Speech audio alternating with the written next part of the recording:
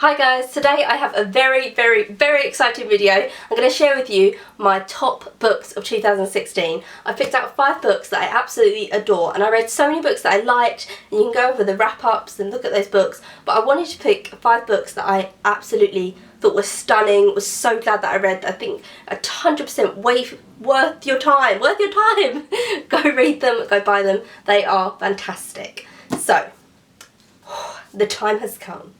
Let us begin. These are in no particular order, I just love all 5 of them the same. So, The God File. This is by Frank Turner Holden. It's a very beautiful book, and it's about a man who goes to prison for life for a crime he did not commit. And you find out what the crime was and why he is in prison for it and all that different stuff. But he's also making a file of why he thinks God does or doesn't exist, kind of something to pass the time in prison. So the file is about short stories about his childhood, his relationship with his mother, his relationship with other people within the prison, which is so funny and so well done because they're all psychopaths. It's just such a funny but also uplifting, enlightening, beautiful book. Next up is Pygmalion by Bernard Shaw. This is a play, and you might not know what this is, but you probably do, because you know the musical My Fair Lady. This is the play, this is the original thing of it. So My Fair Lady was obviously turned into a huge musical, a great film with Audrey Hepburn, but before all that it was this little play, Pygmalion. It's very similar to the musical My Fair Lady, so if you like that then you'll like this. Basically, I'm sure everyone knows the story. It's a girl called Eliza Doolittle who's a Cockney, and Professor Higgins is a very posh language expert, has a bet with his friend Pickering, and I loved Pickering. They have a bet that Higgins can turn Eliza Doolittle, this Cockney flower girl, into a lady. And this is what it's about, and it's really funny, really harsh, very beautiful. This is a different ending than the musical because this has like an updated ending that he kind of added into it afterwards. So it is a different ending from the musical. I prefer this ending. I think it's better. I think it's more realistic. I loved it. It also has loads of beautiful pencil sketches. Stunning. Such a funny, clever, just well-crafted play. I then have Leave of Absence. This is another play. This is by Lucia Frangione, and this is a book centred around, I don't want to spoil it because it's quite an easily spoiled play, but it's just a handful of people who live in the community who know each other very well. It centres around the church. They all go into the church for different reasons, and it centres around kind of a young girl, but she's not in it a lot. It's people talking about her. So it's her mum talking about her, and then this other man talking about her, and then the priest talking about her behaviour, but the girl isn't necessarily in it at all herself, so you don't know a lot about her, which is so interesting. This is one of the most clever plays I've ever read.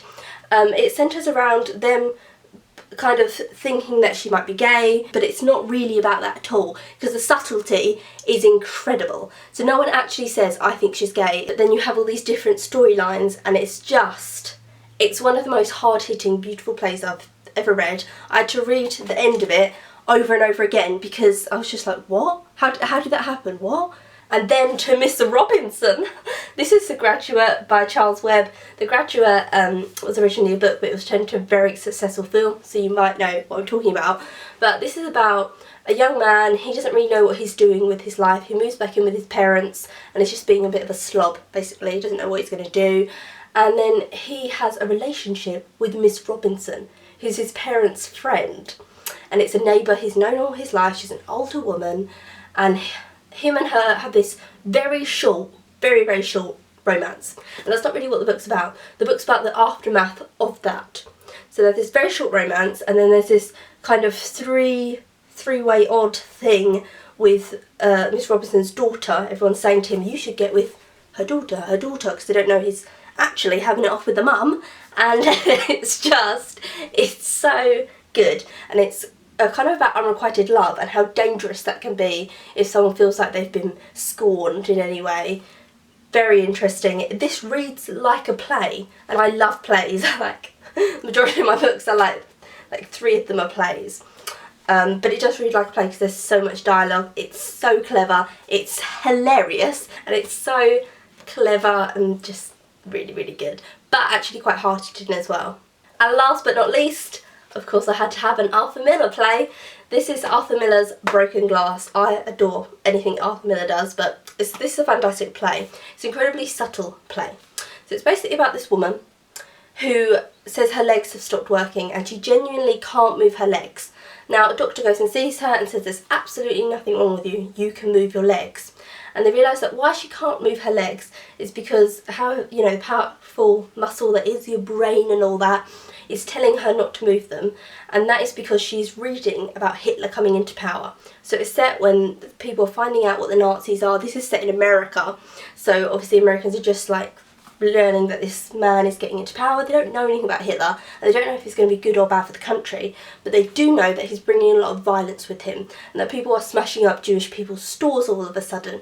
So this woman all the way in America can't move her legs, is paralysed because she's reading about Jewish people's stores being smashed up, and it's like making her incredibly distressed. It's so clever, so subtle, so well crafted. And that's it, that's the end of this video. I hope you enjoyed that. They are the top books of 2016.